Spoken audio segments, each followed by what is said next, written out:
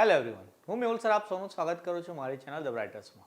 તો આજના વિડીયોની અંદર આપણે એન્જિનિયરિંગ મિકેનિક્સના ચેપ્ટર નંબર 2 એના પાર્ટ નંબર 3નો અભ્યાસ કરીશું. પહેલા પાર્ટની અંદર હું એ થિયરી તમને સમજાવી હતી. પાર્ટ 2ની અંદર આપણે સમાંતર બાહુ ચતુષ્કોણ એટલે કે લો ઓફ પેરેલોગ્રામના દાખલા જોયા હતા. આની અંદર એકદમ ઇઝી દાખલા કરવાના છે જે એક્ઝામની અંદર પૂછાતા પણ હોય છે 3 કે 4 માર્કની અંદર. કોઈક વાર આ દાખલો 7 માર્કની અંદર બી પૂછાઈ જાય છે. આ ટાઈપનું જે નામ છે ઇંગ્લિશમાં એને રિઝોલ્યુશન ઓફ ફોર્સિસ કહેવામાં આવે છે અને ગુજરાતીમાં બળોનું વિઘટન કહેવામાં આવે છે. થિયરી કે જોવાનું નથી, દાખલા જ ગણવાના છે. દાખલા કઈ ટાઈપના આવે છે અહીંયા હું 2-3 રકમ લખેલી છે એ તમને સમજાવી દઉં. એક્ઝામની અંદર કોઈક વાર આવી આકૃતિ આપે છે ને એવું કહે છે કે આકૃતિમાં દર્શાવેલી બળ પદ્ધતિ માટે પરિણામી બળનું મૂલ્ય અને દિશા શોધો. એટલે આપણે આનું રિઝલ્ટન્ટ ફોર્સ R શોધવાનો હોય અને એના માટેનો ખૂણો શોધવાનો હોય. તો દાખલા બે રીતે પૂછાતા હોય છે. અહીંયા બંને ટાઈપની રકમ હું આપેલી છે. અહીંયા આકૃતિવાળી હોય કાં તો પછી આઈધર આવું લખીને આપે છે. શું લખીને આપે છે કે આ બળ છે આ દિશામાં લાગે છે, આ બળ છે આ દિશામાં લાગે છે એવું. તો એના પરથી આપણે પહેલા આકૃતિ બનાવવાની આવશે આ રીતની, એના પછી દાખલો ગણવાનો છે. તો સૌથી પહેલા આકૃતિ આપેલી હોય તો દાખલો કઈ રીતે ગણીશું એ જોઈ લઈએ. તો બળોનું વિઘટન કરવાનું છે તો એ તમને સમજાવું. કેવું માનો કે અહીંયા એક બળ આપેલું છે આપણને 60 ન્યૂટનનું. તો એ 60 ન્યૂટનનું બળ છે તે એક્સ અક્ષની દિશા સાથે 60નો ખૂણો બનાવે છે. સમજાવું જરા, સમજો અહીંયા કે એક 60 ન્યૂટનનું બળ છે તે એક્સ અક્ષની દિશા સાથે 60નો ખૂણો બનાવે છે અને આ માપ આપણને 60 આપેલું છે.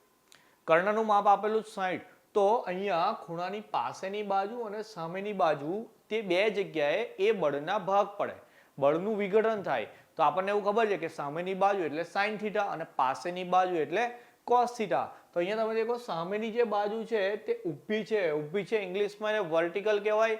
તો વર્ટિકલ જે કમ્પોનન્ટ છે એ સાઇનમાં જ હશે કારણ કે થીટાની સામેની બાજુ છે. અને આ હોરિઝોન્ટલ એટલે કે આડો જે ભાગ છે એ થીટાની પાસેની બાજુ છે એટલે એ કોસમાં જાય. તો અહીંયા આકૃતિની અંદર તમને જેટલા બી ફોર્સ આપેલા છે 60, 40, 100 કે 80 એ દરેક ફોર્સના આપણે બે ભાગ પાડીશું, એક હોરિઝોન્ટલ ને એક વર્ટિકલ. પછી એ બંનેના વર્ગના સરવાળાનું વર્ગમૂળ કરીને આપણે રિઝલ્ટન્ટ ફાઇન્ડ કરી લઈશું અને એના પછી એનો ખૂણો બી શોધી લઈશું. બરાબર. તો સૌથી પહેલા શું કરવાનું છે, આકૃતિ આપેલી હોય તો તમારે પહેલા સ્ટેપ નંબર 1માં શોધવાનું સિગ્મા h. સિગ્મા h એટલે હોરિઝોન્ટલ ફોર્સિસના ઘટકોનો સરવાળો કરવાનો. ઓકે. તો અહીંયા દેખો જેમ કે આ 60 ન્યૂટનનું જે ફોર્સ છે તે પ્લસ એક્સ અક્ષિસ સાથે 60નો ખૂણો બનાવે છે. બરાબર. તો બળની સાથે એક્સ અક્ષિસ સાથેનો ખૂણો લખવાનો. તો સૌથી પહેલા આપણે અહીંયાથી સ્ટાર્ટ કરીએ, આ દિશામાં જઈશું આગળ. ઓકે. તો સૌથી પહેલા 80 ન્યૂટનનું બળ આપેલું છે તો પહેલા બળ લખવાનું. એની સાથે cos ઘટક અને x અક્ષ સાથેનો ખૂણો તો આ જ લાઈન પર છે એટલે કેટલો થઈ જાય 0 ડિગ્રી થઈ જાય. ચલો આગળ જતા જતા એક 60 ન્યૂટનનું બળ આવે છે એટલે 60 લખવાનું. એની સાથે cos x અક્ષ સાથેનો ખૂણો એમાં 60 છે એટલે લખવાનું 60 ડિગ્રી. ઓકે. ચલો આગળ જઈએ તો એના પછી બળ લાગે છે 40નું તો 40 સાથે લખવાનું cos. કયો ખૂણો લખવાનો તો કે x અક્ષિસથી લઈને અહીંયા સુધીનો આખો ખૂણો. તો અહીંયા સુધીનો આખો ખૂણો આપેલો છે તો કે આપેલો છે જેમ કે આ 60 છે ને આ 75 છે. બરાબર. 6 ને 7 13 થઈ જાય એટલે 135નો ખૂણો થઈ જશે આપણો એ. ચલો એના પછી કયું બળ છે અહીંયા 100 ન્યૂટનનું બળ છે. ચલો એટલે અહીંયા લખું 100, એની સાથે બી લખવાનું આપણે cos. કયો ખૂણો થશે તો કે અહીંયાથી લઈને આખો આટલો ખૂણો. તો પછી અહીંયાથી આટલા 135 હતા, બીજા બી 135 આવે એટલે ટોટલ 270નો ખૂણો થઈ ગયો. ચલો હવે આપણને આ સિગ્મા h થઈ ગયું. બીજો કોઈ ફોર્સ બાકી રહ્યો નથી એટલે આપણને હોરિઝોન્ટલ જે ફોર્સ છે એ બધાનો સરવાળો કરવાનો છે. સાયન્ટિફિક કેલ્સી લઈ લો જરા. આ જે સ્ટેપ છે એને બેઠું આપણે કેલ્સીની અંદર લખવાનું છે આ જ રીતે સેમ જેમ કે હું લખું છું. પહેલા બી કીધું હતું એ રીતે કેલ્સીમાં ઉપર ખાલી ડી લખેલું હોવું જોઈએ. ડી ફોર ડિગ્રી હોય છે. જો ના હોય તો એને હટાવવાની રીત પહેલા બી તમને સમજાવી હતી. શિફ્ટ દબાવીને મોડ બટન દબાવવાનું. 3 નંબર પર ઓલ લખાઈને આવશે. 3 નંબર દબાવીને 2 વાર ઇક્વલ ટુ કરો એટલે ડિગ્રીમાં આવી જશે. ઓકે.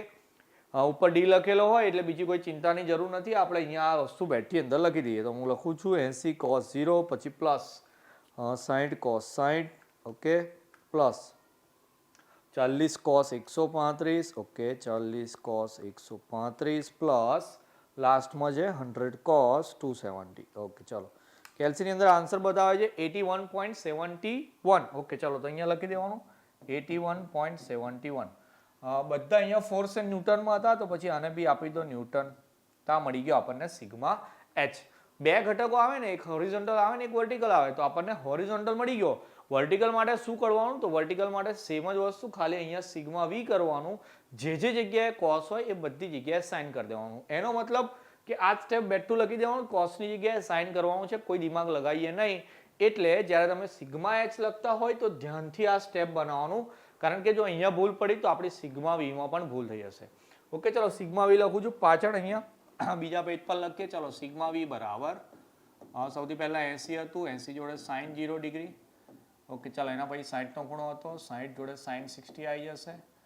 ઓકે, એના પછી આઈ થિંક 40 નો હતો ખૂણો આપણો. હા, 40 નો ફોર્સ હતો, એની સાથે 135 ને 100 સાથે 270. ઓકે, ચાલો 40 સાથે સાઇન 135 ડિગ્રી પ્લસ 100 સાથે સાઇન 270. ચલો ફરી એકવાર કેલ્સીમાં લખો, ફટાફટ આખી લાઈન લખી દો, તમારો સિગ્મા વી આવી જશે તૈયાર. કેટલો આવે જરા જોઈ લઈએ. કેલ્સી ચલાવતા આવડી હશે તો એમના કોઈ પણ દાખલામાં તકલીફ પડે નહીં. ઓકે, ચાલો લખીએ 80 sine 0 plus 60 sine 60, 60 sine 60 plus લખવાનું છે 40 સાઇન 135. ભાઈ કેલ્સી લઈને બેસો, મારી સાથે સાથે દાખલા ગણવાના છે. 100 સાઇન 270. તો આન્સર આવ્યો મારો -19.75. ઓકે, ચલો માઇનસમાં બી આન્સર આવી શકે છે, ગભરાવાનું નહીં. કેલ્સી જે બતાવે લખી દેવાનું, આનો બી એકમ લખવાનો ન્યૂટન. ચલો સિગ્મા એચ ને સિગ્મા વી મળી ગયા પછી રિઝલ્ટન્ટ ફોર્સનું સૂત્ર યાદ રાખી લો. સિગ્મા એચ નો સ્ક્વેર પ્લસ સિગ્મા વી નો સ્ક્વેર. તો બંને કિંમત મળી ગઈ છે આપણને. તો સિગ્મા એચ આપણો હતો 81.71 લખો અહીંયા, 81.71 એનો સ્ક્વેર પ્લસ -19.75 નો સ્ક્વેર. કેલ્સીમાં લખતા શીખવાડ્યું છે. આના પછી ડાયરેક્ટ જવાબ કેવી રીતે લખવાનો? તો કે વર્ગમૂળની અંદર બે પદ છે, તો સૌથી પહેલા વર્ગમૂળ દબાયા પછી કૌંસ કરી દો. કયો કૌંસ? કે જે ચાલુ કરે છે કે અહીંયાથી છેલ્લે સુધી રાખવાનો છે. પછી આનો બીજો કૌંસ છે તો લખીએ 81.71 કૌંસ પૂરો, એનો સ્ક્વેર, સ્ક્વેરનું બટન ઉપર આપેલું છે. પછી વર્ગમૂળ કરીને પછી -19.75 એનો કૌંસ પૂરો, એનો સ્ક્વેર, અને પહેલા જે કૌંસ ચાલુ કરીએ છીએ આપણે એ કૌંસ પણ પૂરો કરવાનો. તો આન્સર બતાવે છે 84.06. તો અહીંયા લખી દઈએ આપણે 84.06 ન્યૂટન. ચલો આ શું આવી ગયું? તો કે આવી ગયું પરિણામી બળનું મૂલ્ય, બરાબર, એટલે કે રિઝલ્ટન્ટ ફોર્સનું મેગ્નિટ્યુડ આવી ગયું. હવે આપણે ફાઇન્ડ કરવાની ડાયરેક્શન, તો જે આપણે સમાંતર બાહુ ચતુષ્કોણની અંદર કરતા હતા એ રીતનું જ છે કે ઉપર સિગ્મા વી નો આન્સર લખવાનો, નીચે સિગ્મા એચ નો આન્સર લખવાનો. માનાંક કરવાનું છે, એનો મતલબ કે આન્સર માઇનસમાં આવે નહીં. ચલો સિગ્મા એચ હતો મારો -19.75, પેલો આન્સર હતો 81.71. હવે શું કરવાનું છે? તો કે બંને માઇનસને ભૂલી જવાનું, કારણ કે માઇનસ તો લેવાનું નહીં, કારણ કે માનાંક આપેલું છે. તો આપણે સિમ્પલી કરીએ, 19.75 ને ભાગી નાખીએ 81.71 વડે. તો આન્સર મારો 0.241 આવે છે. એ લખવાનો નહીં, મેં તમને શીખવાડ્યું હતું એક સ્ટેપ શું કરવાનું, કે એના પછી આપણે ડાયરેક્ટ થીટા લખીશું. તો થીટા બરાબર તમારો જે આન્સર આવેલો હોય એમાં શિફ્ટ દબાવીને 10 દબાવવાનું, કારણ કે આ 10 છે, પેલી બાજુ જાય 10 ઇન્વર્સ થઈ જાય. તો 0.241 મારા કેલ્સીની અંદર આવી ગયું છે જ્યારે હું આ બંનેનો ભાગાકાર કર્યો. હવે હું શિફ્ટ દબાવીને 10 દબાવીશ, પછી આન્સર લખીને ઇક્વલ ટુ કરીશ, તો મારો આન્સર આવે છે 13.58 ડિગ્રી. થીટા છે ને તો ડિગ્રી લખીશું, અંદર આન્સર આવે છે 30.58825, પણ આપણે ખાલી 58 એવું લખી દઈશું. તો આ પરિણામી બળનું મૂલ્ય થઈ ગયું. અહીંયા લખી દઈએ પરિણામી બળનું મૂલ્ય આખું લખવાનું, અને અહીંયા લખવાનું પરિણામી બળની દિશા. ઓકે, ચાલો આ બે વસ્તુ ફાઇન્ડ કરવાની હોય, એના પછી જે આન્સર આવ્યો એને આપણે એક આકૃતિની અંદર બી દર્શાવવાનું આવે છે. આકૃતિમાં દર્શાવવા માટે એક વસ્તુ યાદ રાખવાની છે કે સિગ્મા એચ જે હોય છે આડો ઘટક, જેને આપણે કોસ કહીએ છીએ. તો હું તમને જ્યારે એકમ વર્તુળ શીખવાડ્યું હતું ત્યારે એવું કીધું હતું પહેલા સેમના મેથ્સની અંદર કે જે કોસ હોય તે આપણો એક્સયામ કહેવાય અને સાઇન હોય તે વાયયામ કહેવાય. તો આપણે અહીંયા દેખો જરા, કોસ મતલબ કે કોસ એટલે કે હોરિઝોન્ટલ હતો, એનો જવાબ પ્લસ આવ્યો હતો. ઓકે, અને આપણું જે સાઇન છે એટલે કે વર્ટિકલ છે એનો જવાબ માઇનસ આવ્યો. એટલે એક્સયામ પ્લસ ને વાયયામ માઇનસ. તો આપણને એવું ખબર છે કે પહેલા ચરણમાં બંને પ્લસ આવે, કારણ કે આ બાજુ પ્લસ એક્સ એક્સિસ હોય, આ બાજુ માઇનસ એક્સ, અહીંયા પ્લસ વાય ને અહીંયા માઇનસ વાય આવે. તો દેખો જરા, અહીંયા બંને પ્લસ થાય છે, અહીંયા એક્સયામ માઇનસ ને ઉપર વાયયામ પ્લસ, અહીંયા બંને માઇનસ લાગે છે અને અહીંયા લાગે છે એક્સયામ પ્લસ ને વાયયામ માઇનસ.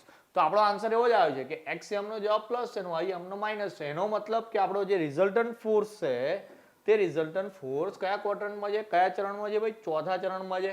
એટલે હું અહીંયા આવી રીતે આકૃતિ દોરીશ. કેટલો આન્સર બતાવવાનો તો કે 84.06 ન્યૂટન. અને ડિગ્રી કેટલી બતાવવાની છે તો કે 13.58. તો અહીંયા લખી દેવાનું 13.58 ડિગ્રી.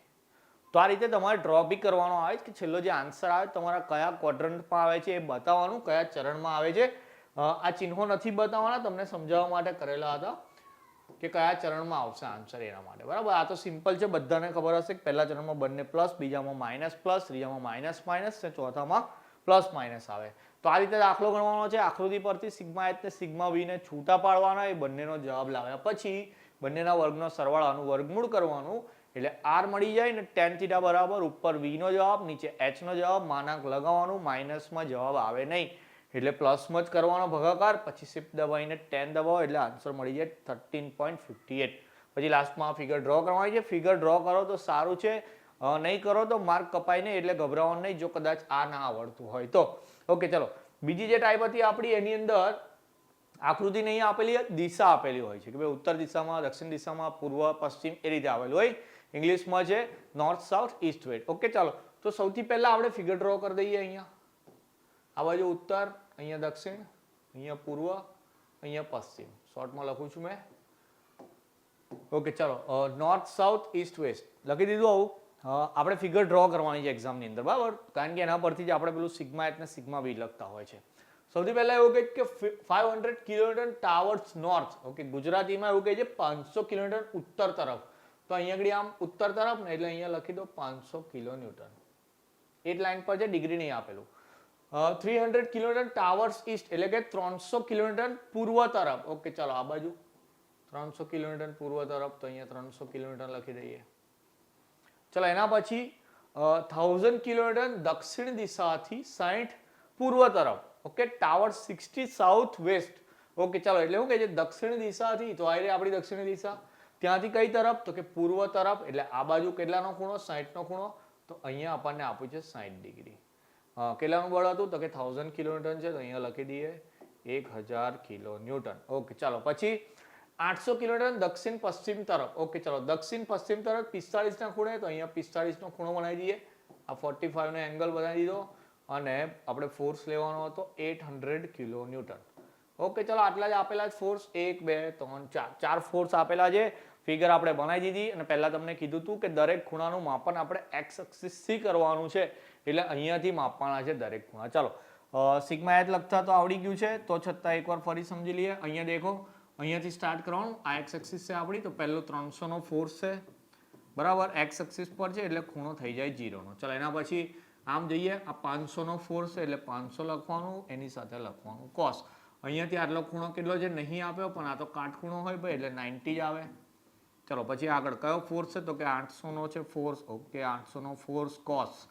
અહીંયાથી લઈને આખું આટલું માપવાનું. તો જો આ એક કાટખૂણો એડ થઈ ગયો, આ કાટખૂણો એડ થઈ ગયો, 290 ના એંગલ 180 થઈ ગયા.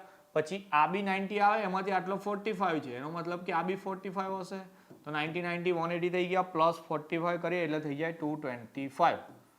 ક્લિયર? ચલો એના પછી બીજો ફોર્સ આ 1000 વાળો લખવાનો છે, તો 1000 માં આવશે cos. કયો એંગલ લેવાનો તો કે અહીંથી આટલો આખો લેવાનો. તો મેં 3 રાઈટ એંગલ કહી દીધા તમને, 90 90 90 એટલે 270. 270 ની અંદર બીજા 60 ઉમેરવાના એટલે થઈ ગયા તમારા 330 એટલે કે 330 ડિગ્રી. કેલ્સીમાં લખો, હું આન્સર આવે જરા કોમેન્ટમાં બતાવજો. કેલ્સી ચલાવતા બી આવડવું કમ્પલસરી છે.